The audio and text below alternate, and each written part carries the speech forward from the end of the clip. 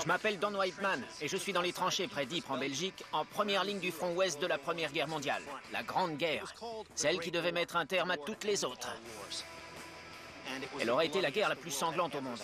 Elle a vu s'effondrer des empires, naître des nations et fait près de 20 millions de morts.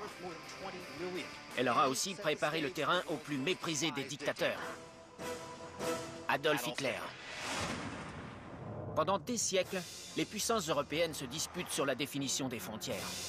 Mais en 1914, le conflit dégénère en guerre. Alors que les Allemands marchent vers la France, les Alliés tentent de les contenir au point de rencontre, sur le front ouest. Durant 4 ans, la guerre fera rage le long de ces 750 km de tranchées qui s'étendent de la Manche à la Suisse. Mais c'est ici, sur une petite parcelle de terrain près d'Ypres en Belgique, que naissent les 2 pires abominations du XXe siècle. La guerre moderne et la folie d'Adolf Hitler. Son impitoyable ascension au pouvoir commence avec la Première Guerre mondiale, dans la lutte sordide et meurtrière des tranchées d'Ypres. J'y rencontre un expert en champ de bataille, Martin King, qui me fait visiter ces constructions souterraines méconnues, utilisées par les 2 camps pour sortir de l'impasse de la guerre des tranchées. Ici, ce sont les tranchées britanniques? Oui. Il n'y a aucune protection là-dessus? Non, mais à l'époque, il y avait des sacs de sable empilés sur les murs. Dans ces tranchées profondes d'1,50 m, construites à la hâte avec ou sans contrefort, les soldats subissent l'assaut de nouvelles armes effroyables, comme les obus, qui transforment les tranchées en cratères. Les soldats qui s'aventurent au dehors s'exposent à une arme redoutablement efficace, la mitrailleuse. Cette invention américaine peut tirer jusqu'à 30 fois plus de munitions qu'un fusil. À cela s'ajoutent les nuages de gaz toxiques, qui peuvent survenir à tout instant. Dans ce paysage cauchemardesque, une seule échappatoire à des kilomètres à la ronde.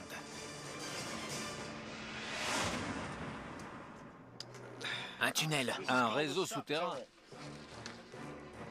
Qu'est-ce que c'est? Ça conduit au No Man's Land.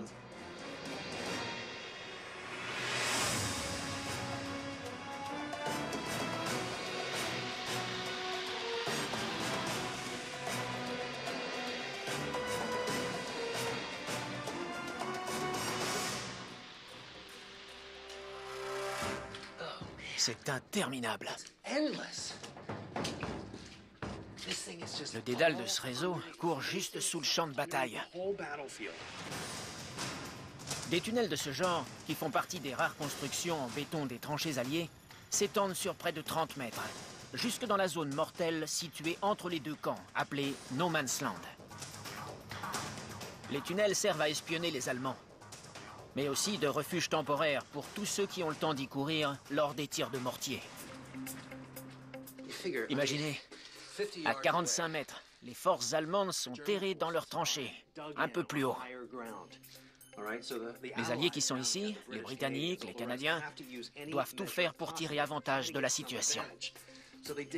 Ils creusent donc des tunnels de reconnaissance pour franchir les lignes et recueillir toute information utile en écoutant et en observant.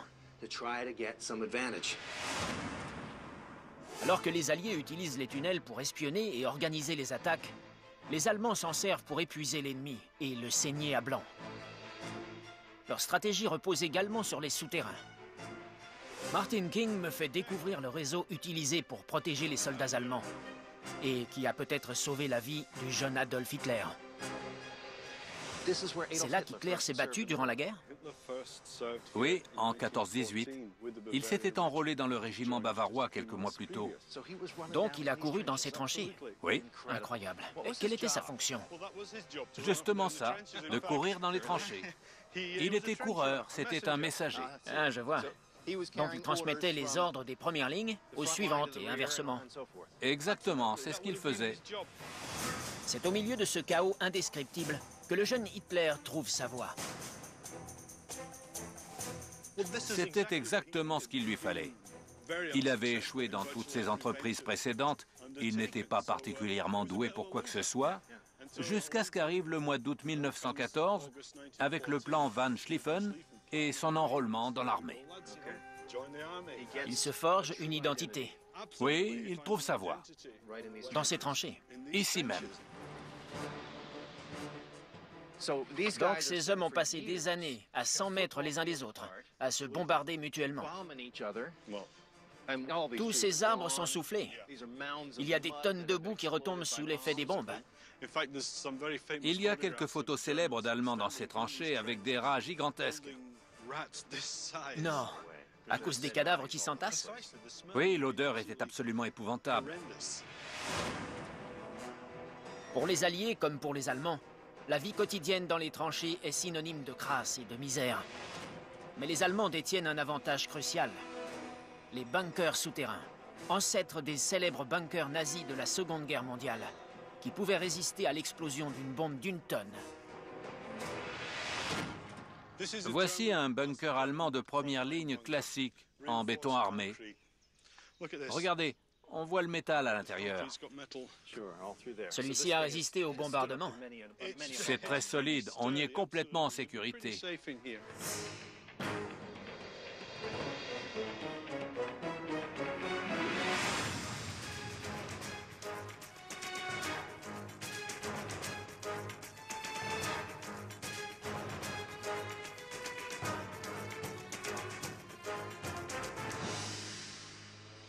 Il n'était pas plus haut de plafond, à l'origine?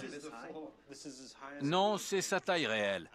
Il a supporté des barrages d'artillerie qui pouvaient durer jusqu'à plusieurs jours parfois. C'est un abri construit spécialement contre les bombardements. Oui, c'était destiné à ça. Combien d'hommes pouvaient tenir là-dedans? Entre 47 et 50. 47 hommes dans un espace aussi réduit? Tout à fait. Incroyable. C'est le seul endroit sécurisé des tranchées.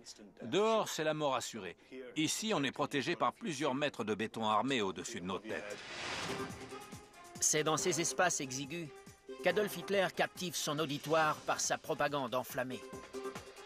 Il faut l'imaginer entrer dans ce bunker, ou plutôt y ramper, trouver plus de 40 gars et leur dire « Écoutez, je reviens de Berlin ». C'est là qu'il a harangué ses camarades et commencé son sermon. Et leur parler De politique, essentiellement. L'unique compagnon et ami d'Hitler durant la guerre est un chien qui tient les rats à distance. À partir de ce moment, il ne vivra plus jamais sans chien. Son berger allemand adoré, Blondie, sera avec lui dans le bunker de Berlin lors de son suicide, 30 ans plus tard.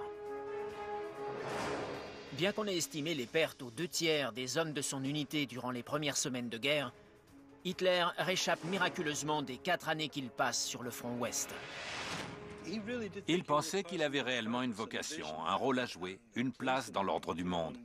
Et il croyait profondément au destin et à la foi. 4 années dans les tranchées, à échapper à l'horreur des machines de destruction modernes, pousse Hitler à éprouver une folle et inextinguible haine pour ses ennemis. Tandis que les 2 puissantes armées, réfugiées dans leur souterrain, cherchent une issue à l'impasse la plus sanglante de l'histoire.